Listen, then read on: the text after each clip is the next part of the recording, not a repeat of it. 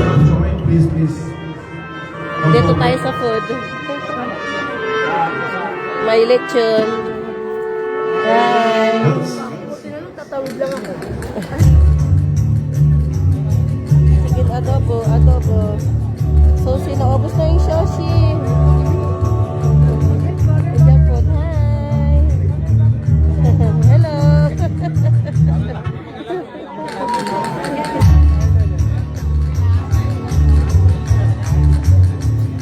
Ito yung food Indian.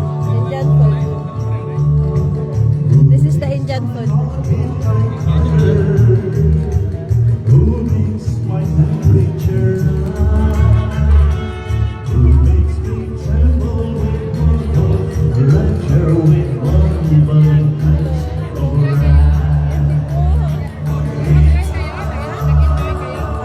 Akala ko sabi mo na performance.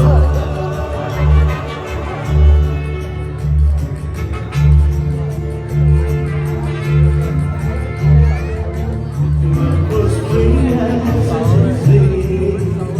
A gracious girl. Nice dancing. And suddenly I saw my mother in town. And I was caught in the face.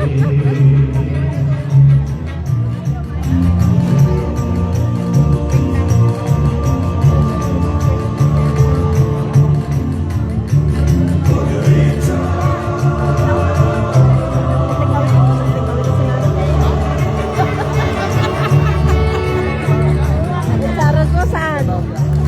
Saan? His lips to her every command. She captivates me and captivates me with one little touch of her hand.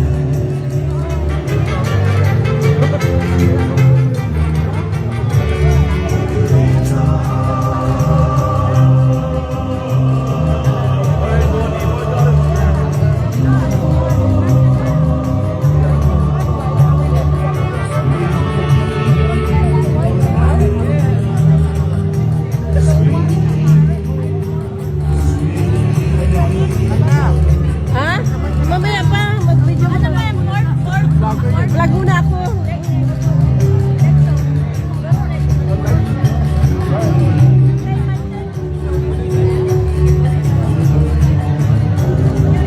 Ano, Sarah? Mamaya mag-vlog muna ako. Vlog muna tayo, mag-vlog. Hello, vlog! Hello, vlog. Hello, Sir S. Oh, okay lang. Sige lang. Ayan, Filipino food and Indian food sa kabila. May South African food. Ah? May South African food. Hello. South African food daw yun doon. May South African food. Try natin doon. Rihanna Cruzit is a dedicated talent here from Fort William Dominican College. Already making a name for herself for her passion for music. And as a proud member of the school senior choir, she played an important role in their recent success, helping the group secure the first place in the Ballerina Choir competition. Singing is more than just a passion for her. She embraces every moment. So let us hear, everyone let us hear from Rihanna. Ano oras nag-start? Mga 6:30, 6:45. Oh, sana nandito na pala ako kanina. Kailangan. Kasi sabi nila 7 ito eh. Just Sabi nila, Amanda, come in Just early to kasi let the parents know that your children may be out in the garden further away than where they should be. If you could please check the safety of your children because they Parang kayo all ang nila. committee is not have already given instructions to please look after your children for their safety. There are a few numbers of children who are down at the very bottom of the garden. Please make sure that your kids are safe. Thank you very much. And then, ladies and gentlemen, here's Rihanna back again. Thank you.